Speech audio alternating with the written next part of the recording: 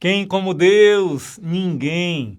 A paz de Cristo, amor de Maria, meus irmãos. Ontem nós meditamos como vencer um dos ídolos que leva mais almas para o inferno. Como São João vai chamar, tudo que há no mundo, a concupiscência da carne, que significa a idolatria do prazer. Mas hoje nós vamos meditar sobre o segundo P, a segunda inclinação ruim, o segundo espírito mundano e qual é o remédio para vencermos. O segundo é o possuir. Se o prazer acabou sendo o centro do meu egoísmo, eu preciso de dinheiro, eu preciso de bens materiais para manter essa minha vida de conforto e de prazer.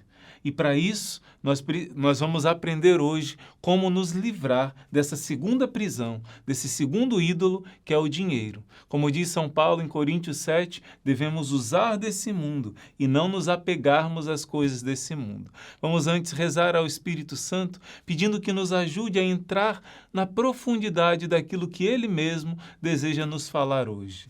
Pelo sinal da Santa Cruz, livra-nos Deus nosso Senhor dos nossos inimigos. Em nome do Pai, do Filho e do Espírito Santo. Amém. Vinde, Espírito Santo, vinde por meio da poderosa intercessão do Imaculado Coração de Maria, vossa amadíssima esposa.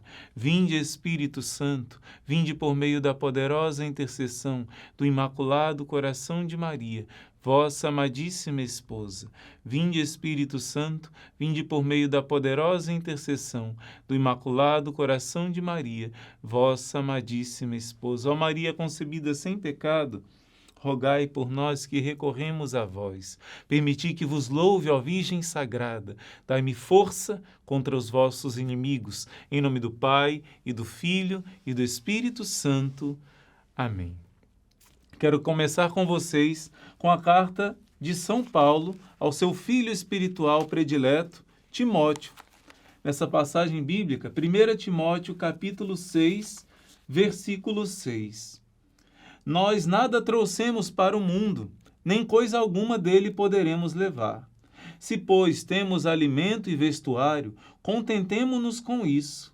Ora, os que querem se enriquecer caem na tentação e na cilada, e em muitos desejos insensatos e perniciosos, que mergulham os homens na ruína e na perdição. Porque a raiz de todos os males é o amor ao dinheiro. E ele vai dizer que, por essa busca desenfreada do dinheiro, alguns se afastaram da fé e a si mesmo se afligem com muitos tormentos. E logo em seguida ele vai dar um conselho para aqueles que são ricos. Ele vai dizer: aos ricos deste mundo, exorta-os que não sejam orgulhosos, nem ponham a esperança na instabilidade da riqueza, mas em Deus, que nos provê tudo com abundância para que nos alegremos, que façam o bem e se enriqueçam de boas obras. Se enriqueçam de boas obras. Sejam pródigos, quer dizer, sejam generosos, capazes de partilhar. Estarão assim acumulando para si mesmos um belo tesouro para o futuro, a fim de obterem a verdadeira vida, a vida eterna. É pecado ser rico? Não. Mas Jesus em Mateus 19 vai dizer que é mais fácil um rico passar no buraco, um camelo passar no buraco da agulha, do que o rico entrar no reino dos céus. E como eu já disse em outra ocasião, o buraco da agulha é um buraco que havia no muro de Jerusalém, que tinha esse nome, e o camelo para passar tinha que deixar todo o carregamento que ele trazia, as riquezas que trazia de outros países, e despojado daquilo precisava se abaixar, com a cabeça inclinada, se colocar de joelhos e ser empurrado. Quer dizer, no nosso julgamento, nós precisamos estar desapegados de todos os bens materiais. Quando uma pessoa que é rica, existiram muitos santos que foram ricos e conseguiram ser totalmente desapegados, desprendidos dos bens materiais, esses podem ir direto para o céu. É possível ser santo, sim, mas Jesus diz, cuidado, porque um dos maiores males, Jesus diz até o nome de um demônio, da idolatria do dinheiro, Deus Mamon, sim, é o demônio que leva a idolatria do dinheiro, dos bens materiais. Vocês não podem servir a Deus e ao dinheiro. E São Paulo acabou de dizer aqui, olha, que Deus enriquece, cuida de cada um dos seus filhos, nos provê tudo com abundância para que nos alegremos. Olha só, aqueles que renunciam tudo por amor a Deus, Jesus promete 100 vezes mais nessa terra e depois a vida eterna. Eu fiz o voto de pobreza, eu não tinha onde cair morto, né? Mas não tinha plano de saúde nem nada, mas quando eu tive câncer, Deus providenciou, não faltaram benfeitores que me deram frutas, que me deram remédio. Eu tive os melhores médicos. Olha, gente, eu não renunciei a tudo, não tenho posse de nada, tenho um voto de pobreza, mas tiveram benfeitores, pessoas amigas que ofereceram para me levar para o hospital todos os dias e trazer de volta. E eu ficava umas 4, 5 horas fora no hospital, todos os dias na semana. E Deus não deixou faltar nada. Deus cuida de nós. Mateus 6, de 24 a 34. Se o Senhor cuida das aves do céu, que não têm celeiros, que não plantam, não colhem, e Ele não deixa faltar o alimento. Se Deus veste os lírios do campo, que são lindos e belos, e nem o rei mais rico, Salomão, se vestiu tão belamente como uma plantinha que hoje nasce e amanhã morre, quanto mais a vós, homens de pouca fé, porque não confiam na providência de Deus. Não é errado você fazer de tudo, fazer um esforço para que a sua empresa, o seu negócio possa melhorar. Não, claro que não. Você deve fazer o melhor possível para poder suprir a necessidade da sua família, para que os seus empregados tenham uma vida digna, mas cuidado com a ambição. Quando o nosso coração se deixa levar, e isso é muito sutil e muito fácil, se nós não praticamos a esmola, o nosso coração se apega aos bens materiais. Vou repetir, Jesus dá como remédio para essa grande doença do apego aos bens materiais a esmola, que não é simplesmente dar algo para um pobre, é dar de si mesmo, é dar do seu coração, é dar da sua vida. Vamos aprender com Madre Teresa de Calcutá que o prazer muito maior do que os prazeres carnais, do que os prazeres do paladar, é o prazer de amar. Madre Teresa de Calcutá vai dizer uma frase muito forte, olha aqui, ela vai dizer: deve-se amar até doer. Quando se dói é um bom sinal. E eu encontrei um paradoxo, que quando você amar até doer, não vai mais haver dor, porque haverá só amor. Você sente um prazer tão grande em se doar, em fazer a caridade, que aquilo preenche o seu coração. Vou dar um exemplo bem didático. Você está caminhando com a sua esposa, talvez, com seu filho, com alguém que você ama. E vocês dois compraram sorvete para comer. Só que aí deu os primeiros passos, pagou o sorvete, vamos dizer que seja a sua esposa, deixou cair o sorvete no chão. Ah, que tristeza e tudo, né? E você que tinha um sorvete grande, com 3 bolas, você divide com ela.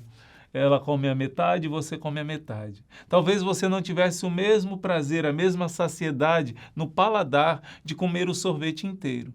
Mas de ver sua esposa feliz, de dividir com ela, dividir com seu filho, fazer um sacrifício para dividir aquilo, fazer a caridade, preenche o nosso coração muito mais do que um prazer físico.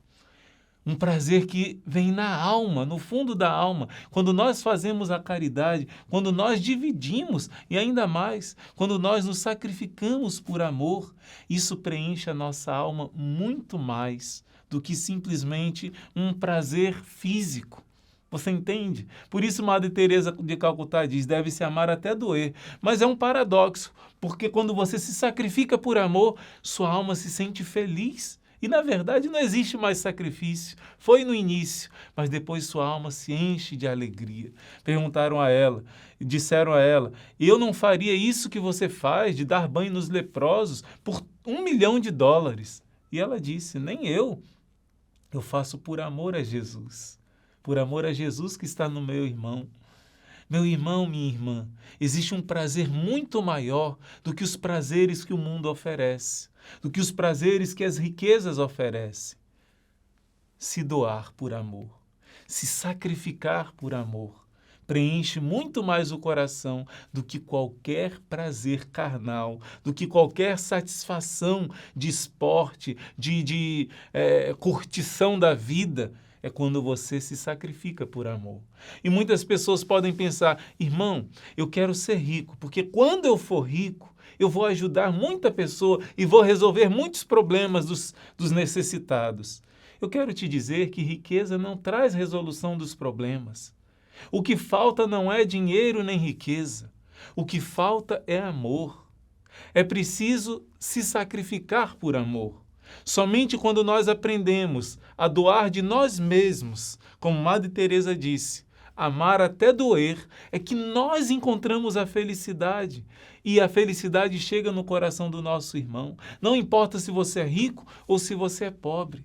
Divida o que você tem, divida o seu tempo, divida o seu coração, renuncie aos seus prazeres para trazer felicidade para o seu irmão.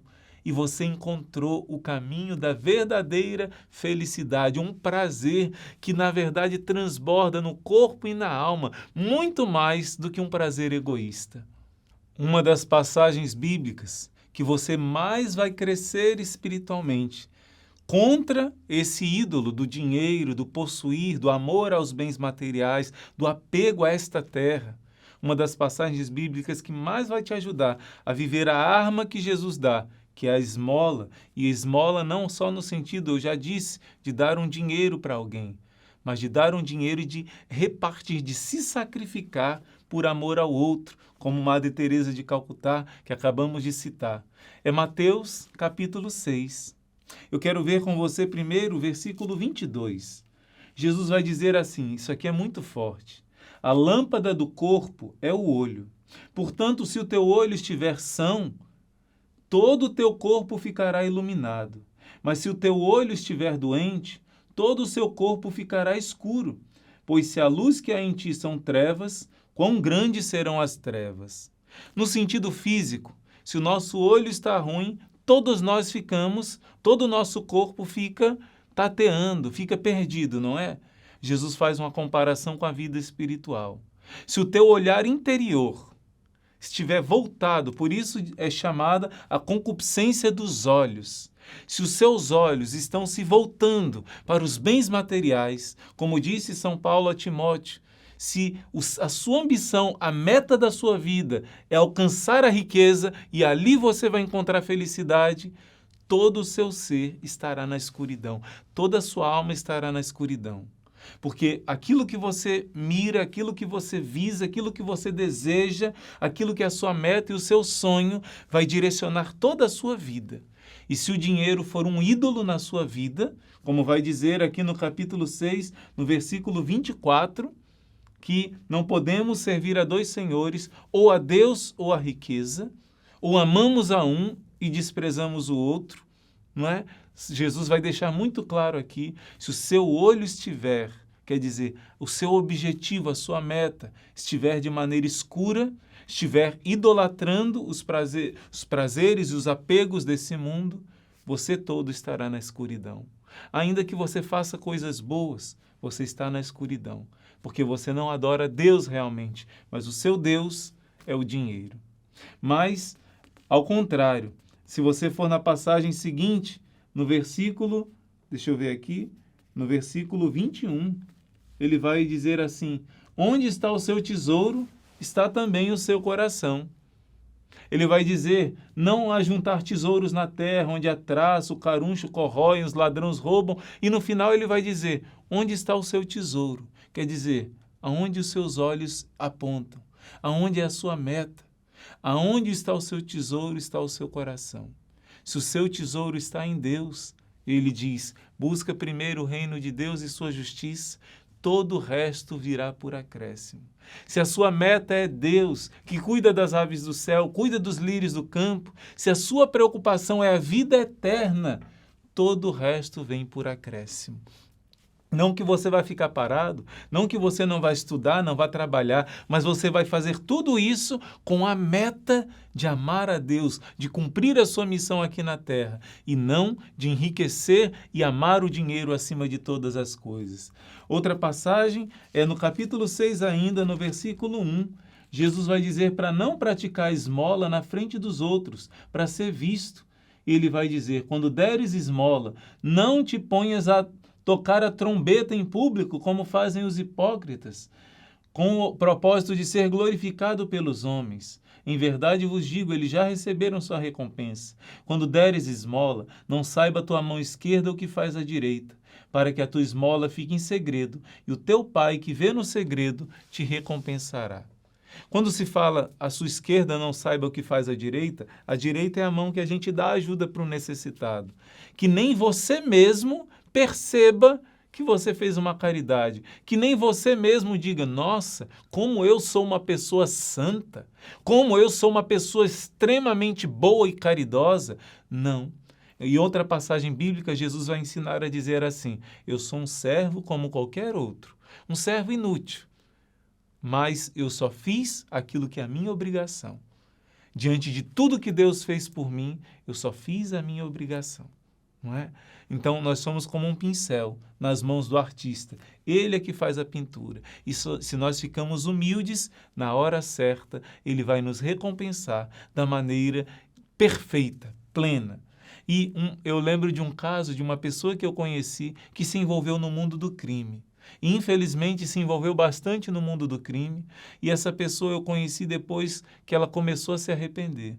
Visitamos na cadeia, e depois que essa pessoa saiu da cadeia, essa pessoa começou a mudar de vida, se converter, e essa pessoa me contou, irmão, quando eu era pequeno, eu ficava às vezes com minha mãe e às vezes com meu pai. Quando eu ficava com o meu pai bebia. E eu e meu irmão muitas vezes não tínhamos o que comer em casa. Ficávamos largados em casa. E acabou que nós fomos engraxar o sapato dos homens para poder ganhar algum dinheiro, comprar alguma coisa para comer.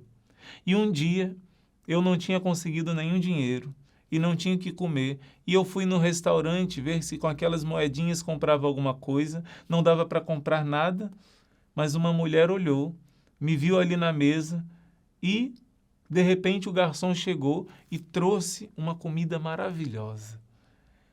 E eu me assustei e o garçom disse, foi aquela mulher que mandou dar para você.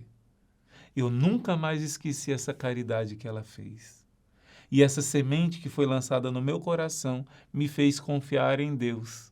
Olha que coisa linda, meus irmãos. Ninguém sabe o bem que faz quando faz o bem. Quando você faz um ato de caridade desinteressada, você lança as raízes e você salva almas. Um dia você vai saber no céu que por causa de um sorriso que você deu, mesmo cansado, mesmo com o coração machucado, você sorriu para uma pessoa que precisava. Aquilo pode ter salvado a alma daquela pessoa. Aquela semente da caridade que você fez vai ser guardada para a eternidade. Você está plantando nessa terra o próprio Cristo no coração das pessoas. E por fim, meus irmãos, eu quero mostrar para vocês uma passagem bíblica que vai ser uma arma muito poderosa. Quando eu paro, rezo ao Espírito Santo e leio essa passagem bíblica com calma, meditando sobre ela, eu começo a vir as lágrimas, porque o nosso Deus é um Deus do puro amor.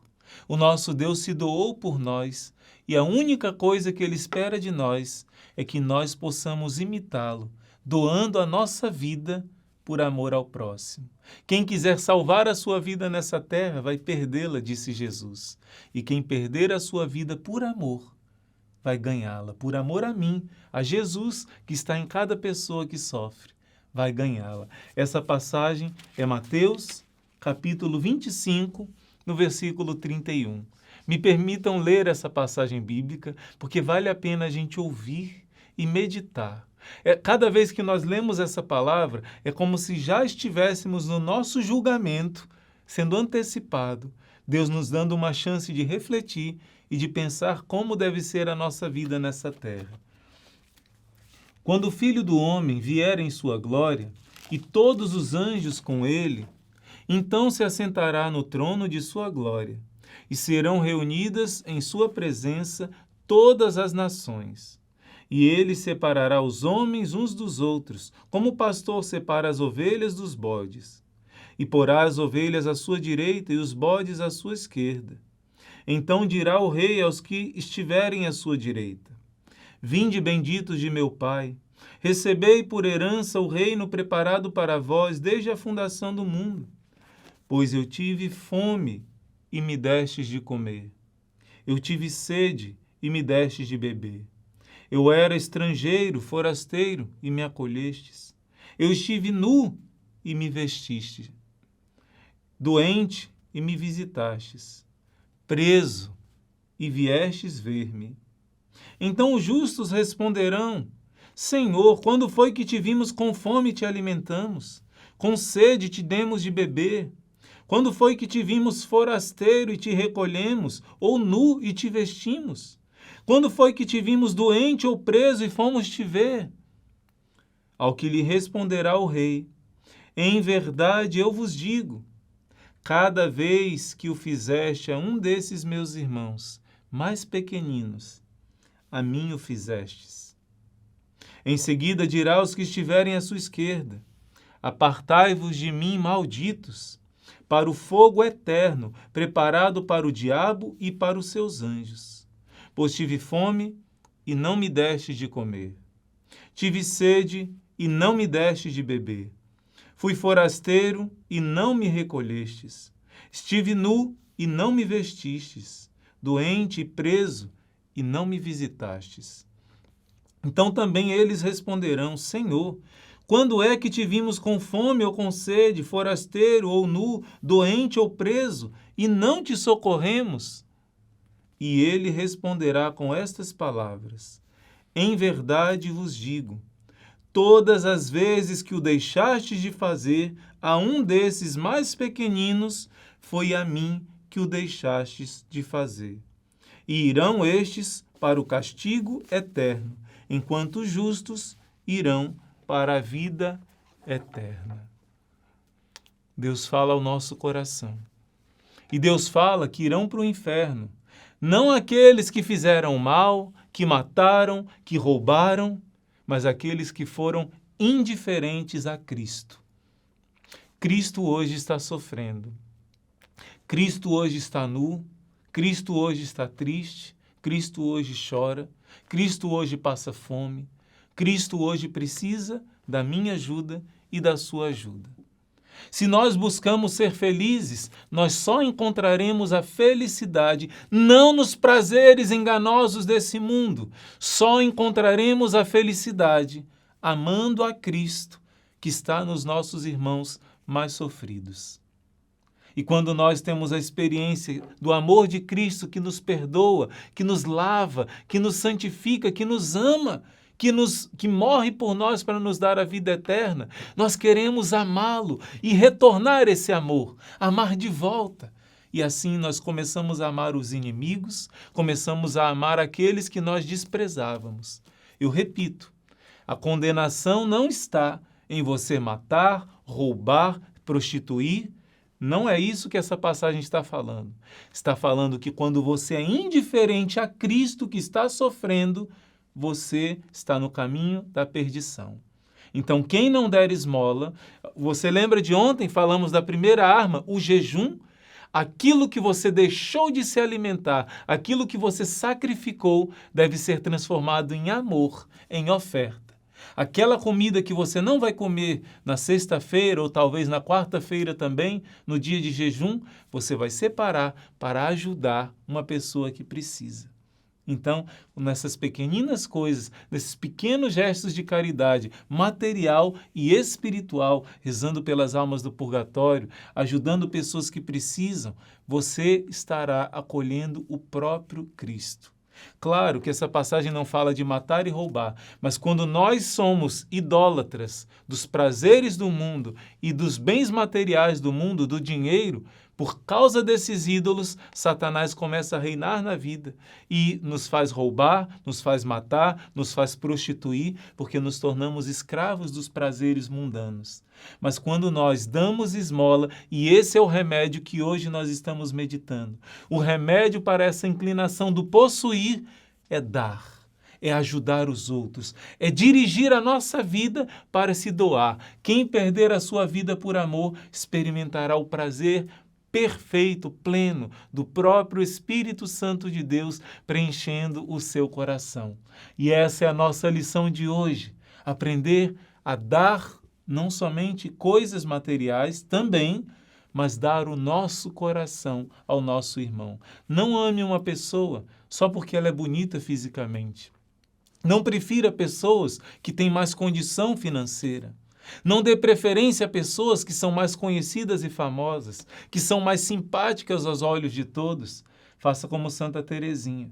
Não somente a ajuda material, mas ela, na hora da recreação, todas as irmãs queriam ficar com aquelas irmãs que eram mais simpáticas.